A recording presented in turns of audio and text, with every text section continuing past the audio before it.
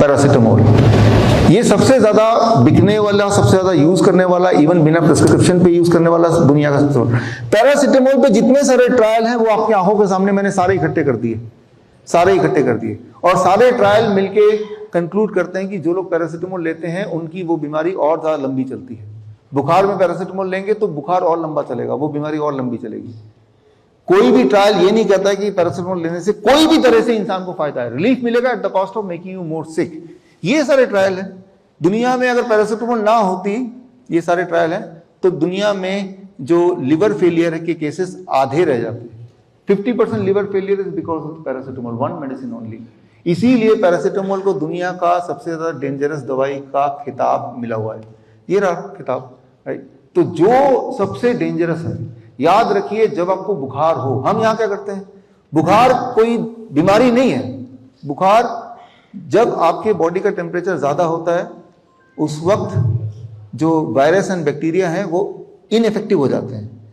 Virus bacteria they can not multiply, right. जिस तरह से अगर कोई हाथी है, कोई बहुत बड़ा जानवर है, वो कितना ही बड़ा जानवर हो, अगर उसके नाक बंद कर दो, क्या वो जिंदा रह पाएगा?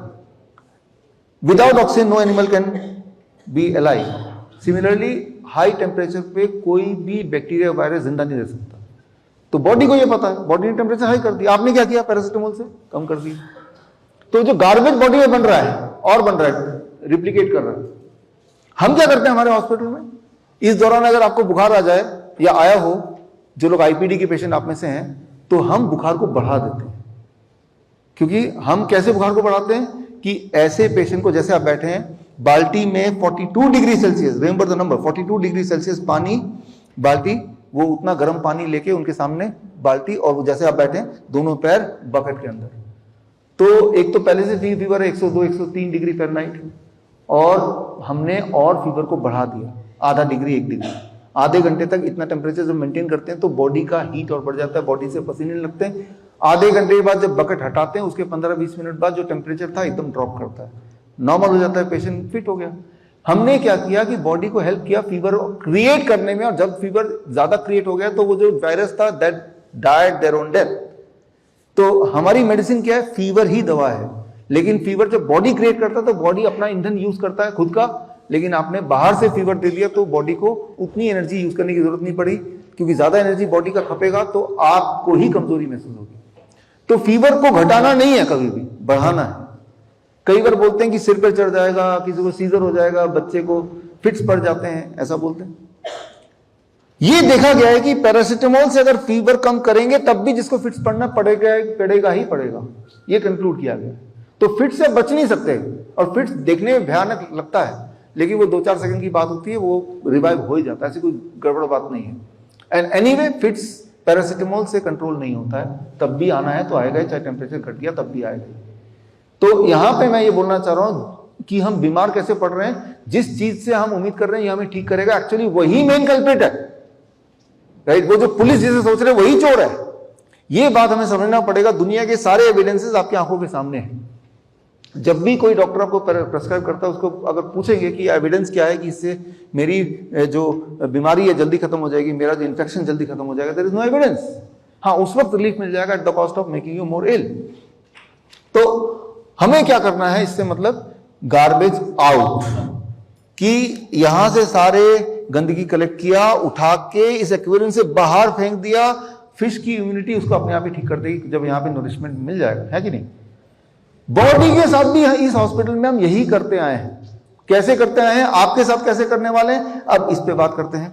गार्बेज आउट, गार्बेज आउट हम कैसे करते हैं, जैसा आपको पता भी है, जैसे हॉट वाटर इमर्शन। ये एक इंटरेस्टिंग बात है, ये मेरे ख्याल से दुनिया की सबसे इंटरेस्टिंग बात है। आप जब यहां देख रहे हैं पानी में बैठे हैं, अभी पानी में हम लोग नहीं बैठे हैं, तो हमारे सिर के ऊपर कितना प्रेशर है, 1 एटमॉस्फेरिक प्रेशर। यहां से लेकर जितना दूर तक आसमान है उतनी दूर तक आसमान की हवा हमारे सिर के ऊपर है, इसे बोलते हैं 1 एटमॉस्फेरिक प्रेशर, राइट। लेकिन हर बार हमेशा इसके अंदर रहते हैं, फील नहीं करते वो प्रेशर।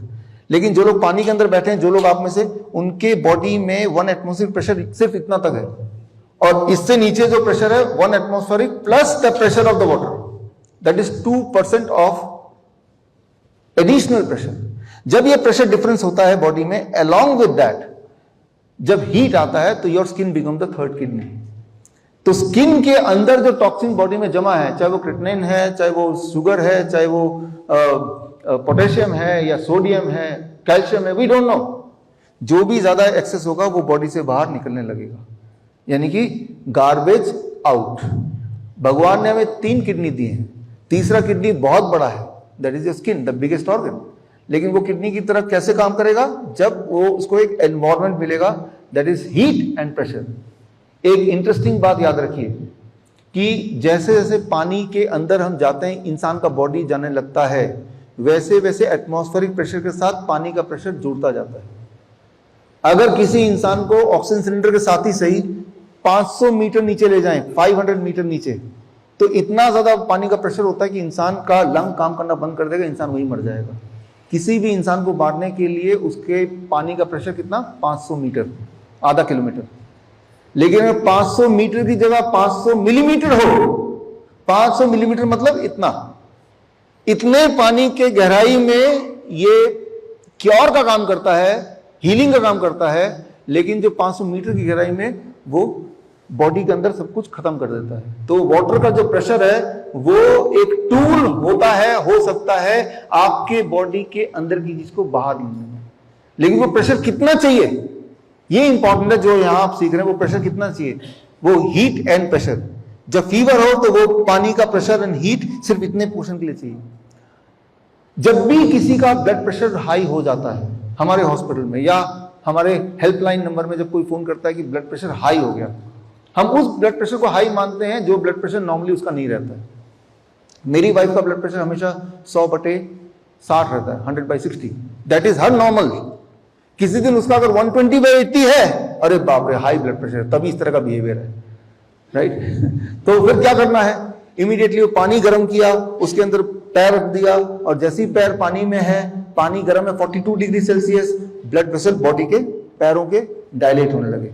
ब्लड वेसल जब बढ़ेंगे तो ब्लड प्रेशर घटेगा। आधे घंटे बाद चेक किया, और ब्लड प्रेशर चेक करने की जरूरत नहीं, बिहेवियर से पता चल गया सब कुछ ठीक ही लग रहा है। तो जो चीज हम किसी और पे करना चाहते हैं, अगर आपको कभी गुस्सा आ रहा है, आपको कभी चिंता हो रही है, आपको कभी स्ट्रेस हो रहा है, आपका बीपी बढ़ गया है, आप खुद पे जब करेंगे तो देखेंगे अरे कि क्योंकि आपका जो फिजिकल है वो मेंटल से जुड़ा हुआ है, राइट। तो ये हमें समझना है कि पानी जो है वो हीलिंग इफेक्ट दे सकती है। पानी का प्रेशर एंड हीट दोनों चीज, पानी इटसेल्फ नहीं, प्रेशर एंड हीट की बात कर रहा हूं। हम में से कुछ पेशेंट आते हैं जिनके पिस्टूला लगा रहता है पेट से, राइट, डायलिसिस की वजह से, तो उनको हम पानी में नहीं बिठा सकते, इन्फेक्शन हो सकता है। तो उनको पहले हम रेनकोट पहना देते हैं, ड्राई सूट बोलते हैं इसको। तो अब जब वो पानी में बैठेंगे तो स्किन को पानी टच नहीं कर रही है, लेकिन पानी का प्रेशर और पानी का हीट उसके बॉडी में जा रहा है। तो मैं ये समझाना चाह रहा हूं, ये पानी की वजह से नहीं ठीक हो रहे हैं या जो भी है, पानी का जो प्रेशर आपको मिल रहा है और जो हीट मिल रहा है, heat and pressure, these become the medicine. इसे कहते हैं ग्रेविटेशनल रेजिस्टेंस। अभी भी दो एनर्जी, दो फोर्स काम कर रही है। ग्रेविटी मेरे ब्लड को नीचे खींच रही है, हार्ट मेरे ब्लड को ऊपर खींच रहा है। ये जो बैलेंस है उससे मैं जिंदा हूं, राइट। कभी आपने देखा कोई इंसान ऐसे बैठा हुआ है या लेटा हुआ है, एक झटके से उठेंगे एकदम गिर जाते हैं, मर जाते हैं, गिर जाते हैं, है ना? क्यों? कि ऐसे झटके से जब उठेंगे तो हमारा जो हार्ट ऊपर आ गया, तो हार्ट जब ऊपर आएगा तो हार्ट को 1-2 सेकंड लगते हैं रीएडजस्ट करने में, ताकि अब उसको ज्यादा ताकत चाहिए ब्लड को ग्रेविटी को काउंटर करने के लिए, ग्रेविटी के फोर्स को काउंटर करने के लिए। इसीलिए जब भी आप उठें, जिन लोगों की इस तरह जो ज्यादा एज के बाद, 50 के बाद, उठने से पहले उंगलियां और पैर and tell your brain that I am getting up, right, तो body will start adjusting, right. तो इस वक्त भी दो प्रेशर काम कर रहे हैं, फोर्स काम कर रहे हैं, कार्डियोवैस्कुलर फोर्स जो ब्लड को ऊपर खींच रहा है, ग्रेविटेशनल फोर्स जो नीचे खींच रहा है, राइट।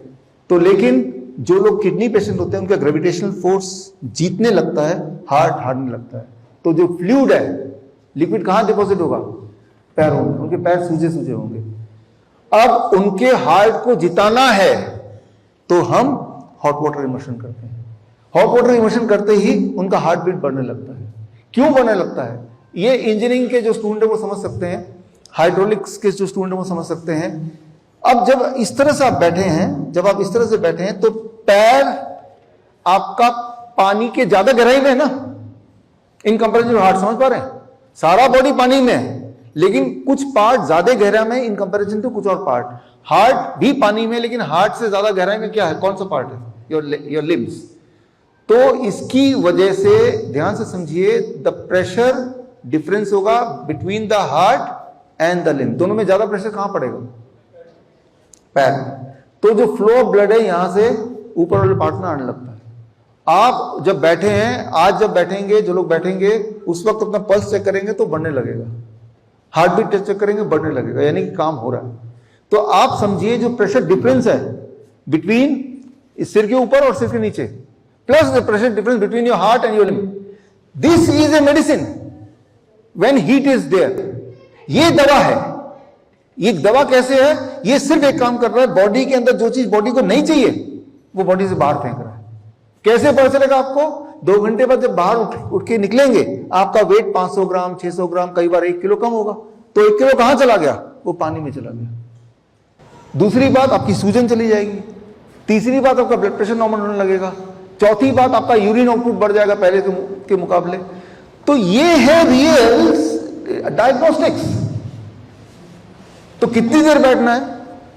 अगर आपको सूजन आ गई है, विजिबली दिखाई दे रहा है, अगर ब्लड प्रेशर कंट्रोल नहीं हो रहा आपका, तो ये 2 घंटा जरूर बैठना है। अच्छा, 2 घंटे तो नहीं बैठ पाते एक साथ, तो 1-1 घंटे करके 2 बार बैठ जाइए, 4 बार बैठ जाइए, आधे घंटे करके। धीरे धीरे आपकी स्टेमिना बढ़ती रहेगी, या आपका टाइम के हिसाब से उसको चेंज कर सकते हैं। 40 degree is a bench mark. 40 से ज्यादा भी कुछ लोग बैठ जाते हैं, 41 डिग्री, 40 इज ओके। तो ये क्या है? Garbage out. जो कैंसर के पेशेंट हैं, हम कैंसर को आइडेंटिफाई नहीं कर सकते कि ट्रू पेशेंट कौन है, हम पेन को आइडेंटिफाई कर सकते हैं। जो जिनके ट्यूमर है या जिनको दर्द है, ट्यूमर और दर्द को हटाना है, भगाना है, तब भी सेम ही प्रोसेस है। इससे it absorb the pain, pain को खींचता है, शुगर को खींचता है, ट्यूमर को खींचता है। तो जिनका ब्लड शुगर कंट्रोल नहीं होता किसी भी हालत में, तब इसको यूज करते हैं कि चलो भाई स्किन के रास्ते शुगर को बाहर निकाल दो। क्योंकि शुगर को जब दवाई लेते हैं तो वो रीलोकेट हो रहा है, समझिए इसको। लेकिन इससे रीलोकेट नहीं हो रहा, बॉडी से बाहर आ गया। राइट? आज तो बॉडी से बाहर निकाल दिया, कल क्या करेंगे, परसों क्या करेंगे? इस तरह का शुगर दोबारा बॉडी के अंदर जाए ना। ऐसा कौन सा शुगर होता है? जो रिफाइंड शुगर होता है वही बॉडी में गड़बड़ करता है। वो हम दे ही नहीं रहे आपको। मीठे से कोई दिक्कत नहीं है आपको। आम खाइए, अंगूर खाइए, चीकू खाइए, खजूर खाइए, गन्ना खाइए। गन्ने का जूस पी सकते हैं क्या? कई लोग पूछेंगे। गन्ने का जूस पी सकते हैं, लेकिन पीने में उतना टाइम लगाइएगा जितना टाइम लगता अगर गन्ना चबा चबा खाते तो। भगवान ने गन्ने को इस तरह बनाया है कि इतना लंबा गन्ना, 1 गिलास जितना जूस है उतना पेट में जाएगा आधे घंटे में, ड्रॉप बाय ड्रॉप। भगवान को शायद नहीं पता था कि आप एक मशीन बना देंगे, वो मशीन आपके दांत की तरह वो जूस निकाल देगी, दांत तक आप छोड़ देंगे और आप पी जाएंगे। राइट? तो गन्ना जो डिजाइंड बाय द नेचर, समझिए उसको, गन्ना चाहता नहीं है कि फटाफट चला जाए, इसीलिए वो ऐसे डिजाइंड है। गन्ना कितना मर्जी खाएंगे, आपका शुगर नहीं बढ़ सकता अगर चबा चबा के उसी मेथड से खाएंगे जैसे नेचर ने बनाया है। अगर आपके दांत नहीं है तो आप अंदाजा लगाइए, 1 गिलास जूस जो था अगर दांत होते तो मैं कितना टाइम में खाता? आधा घंटा लगता। तो आधे घंटे पी के देखिए, शुगर नहीं बढ़ने वाला उसको। तो इंटरेस्टिंग बात यह है कि जब आप नेचर को ब्रेक करते, लॉ को, तो दिक्कत आने लगती है। ये किताब है, इसको ये भी, इसका ये लिंक है, फ्री डाउनलोड है, कोई भी डाउनलोड कर सकता है इसको। राइट? तो एक और इंटरेस्टिंग बात है, जब ये करने लगते हैं, हमने देखा है, या रिसर्च पेपर ये कहता है, कोलेटरल सर्कुलेशन बनने लगता है। कोलेटरल सर्कुलेशन क्या होता है? बड़ा सिंपल है। जिस तरह से आपकी गाड़ी में स्टेपनी होती है, स्टेपनी जब पंचर हो जाए स्टेपनी उठा के लगा देते हैं, हमारे हार्ट में, बॉडी के पार्ट्स में इस तरह के एक्स्ट्रा आर्टरीज होते हैं, ब्लड वेसल होते हैं जो अदरवाइज क्लोज्ड हैं। जरूरत पड़ने पे बॉडी उसे ओपन कर सकती है, लेकिन उसके लिए प्रेशर चाहिए। वो तो हम क्रिएट कर ही रहे हैं पानी से। अच्छा, कैसे पता चलेगा कि मेरे कोलेटरल आर्टरी खुल गए हैं? आप जब चल के जा रहे थे आपको सीने में दर्द हो रहा था, ऐसे ही बोल के आए थे जो लोग। अब अगर 1 महीने बाद चल के जा रहे हैं, दर्द नहीं हो रहा, तो कोलेटरल आर्टरी खुल गए होंगे।